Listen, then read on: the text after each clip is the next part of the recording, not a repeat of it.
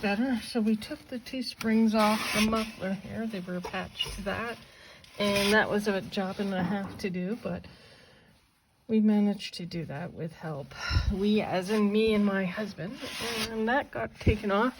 Sadly, I took the pipe off on this part, and I sadly broke one bolt off. One we had to grind off, and the other one actually came off. So that is where we are at right now. Not as young as I would like to be. And this is the muffler that came off, which is not coming back on because it's really too freaking heavy.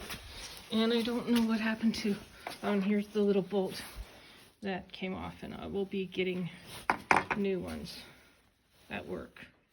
So I've got to take that with me. All right, there we go. That's all in the car. I've got to take it off too.